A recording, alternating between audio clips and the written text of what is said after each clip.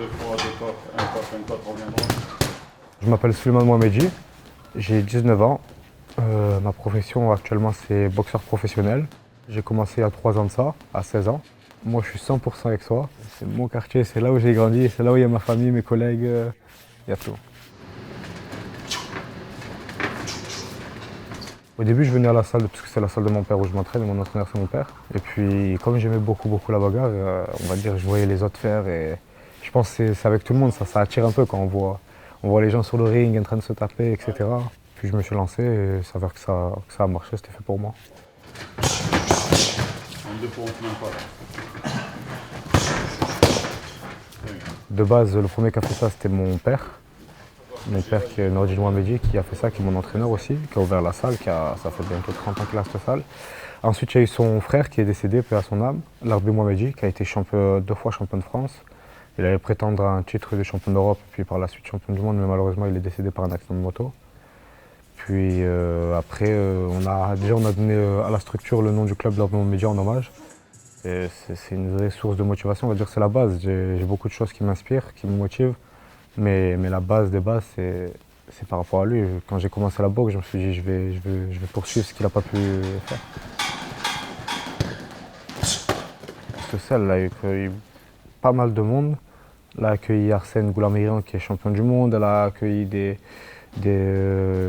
champions d'Europe, des autres champions du monde, des champions de France. Et puis c'est vrai qu'avoir une salle comme ça, c'est un grand privilège.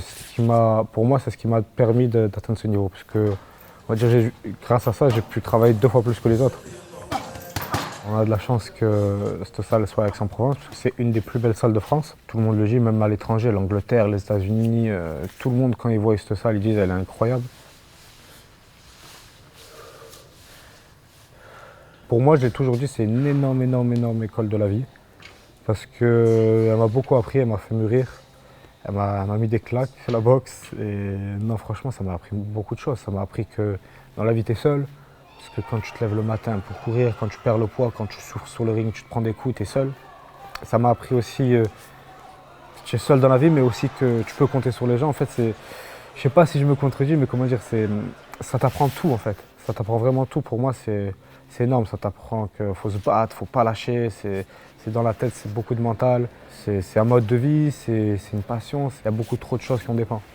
Il y a ma vie future, il y a ma carrière, il y a mon avenir, il y a les relations, il y a tout ce que j'ai pu investir dedans avec mon père, tous les sacrifices que mon père a pu faire, parce qu'il a énormément investi pour moi.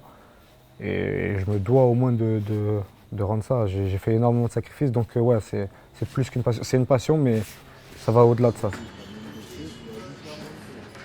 Les personnes qui me soutiennent et qui, on va dire mon équipe, entre parenthèses, que ce soit intime ou professionnelle, il y a déjà mon père qui est mon entraîneur principal, Mourad Chibli qui est l'entraîneur secondaire de mon père et qui a toujours été là depuis le début. Quelqu'un qui nous assiste aussi qui est Farid Saifi, qui est le père de mon meilleur ami qui est décédé, qui faisait de la boxe, qui était un très grand espoir, Sofiane Saifi. Et on va dire c'est un petit coup de boost pour moi, puisqu'il y a mon oncle qui est ma motivation, Larbi Mohamedji. Il y a aussi mon meilleur ami Sofiane Saifi qui est une grosse motivation aussi pour moi. Et je fais ça pour ces 2 personnes-là. Il était tout le temps là à croire en moi, à me donner des petits conseils, à me pousser. Quand j'avais pas trop l'envie, il me bougeait et tout. Donc voilà, c'est vraiment quelqu'un qui me motive actuellement. Et d'avoir la présence de son père, c'est quelque chose qui me motive. Premièrement, je regarde mon poids pour savoir de la date actuelle jusqu'à l'échéance combien de kilos j'ai à perdre. Ça va aussi beaucoup dépendre de ma préparation. Je me remets en forme, je refais mon petit cardio, je refais un peu mon travail de thème, c'est-à-dire je me mets en simulation de combat, je fais mon sac, mes leçons, tout ça. J'attends de remettre en fait le corps en marche. Après ça, dès qu'on a commencé à faire la gamme technique, je fais des tests match qui me permettent de voir où j'en suis, mes capacités, si j'ai assimilé, ce qu'il y a à réviser, si je suis bon pour les esquives, s'il faut plus que je révise mes déplacements ou ma gestuelle, etc., ma technique. Et après, c'est une petite routine qui fait que j'accumule tout ça, c'est-à-dire le matin, je fais mon renforcement musculaire, mon cardio, je cours, je fais un peu de shadow des fois je fais un petit peu plus si j'ai un peu de poids à perdre, comme je vous l'ai dit. Et le soir, ma boxe, c'est-à-dire gamme technique, tout ce qui est sac, fractionné. Pour mon 8e combat pro, qui était le 5 mars, j'ai été satisfait de ma prestation parce que j'ai pu montrer au public avec soi ce que je savais faire, etc. Mais pas satisfait à 100%. Je manquais de préparation et voilà. J'en suis satisfait. Je suis très content de ce combat parce que je fais une belle prestation malgré tout. Mais on va dire, je suis un peu frustré parce que je sais que j'aurais pu faire mieux. J'arrive pas vraiment à vivre de la boxe pour l'instant. En tout, j'ai 9 combats et sur 9 combats, j'ai dû être payé 3 fois. La place de la boxe en France, elle est en chute libre. Elle est en chute libre parce qu'on a énormément de talent en boxe. Si tu veux réussir, il faut partir d'ici. Et c'est mon objectif à moi. Je ne compte pas rester ici parce que malheureusement, beaucoup de talents qui ont été incroyables, ils ont été gâchés à cause de ça.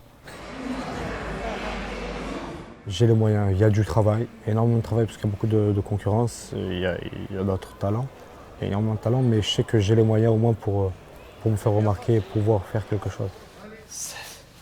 C'est pas non plus que je brûle les étapes parce que j'affronte des hommes en face et mon corps, moi, il n'est pas encore développé. J'ai pas encore ma force maximale, je suis encore jeune, j'ai encore beaucoup de choses à apprendre et à acquérir. Donc voilà, on va faire step by step, étape par étape.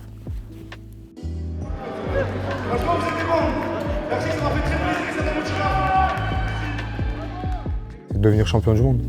C'est l'objectif. Il y en a, ils visent la France, il y en a, ils visent l'Europe, il y en a, ils visent d'autres. Mais moi, c'est pas que je suis prétentieux ou quoi, mais c'est que viser l'Europe ou la France, ça serait.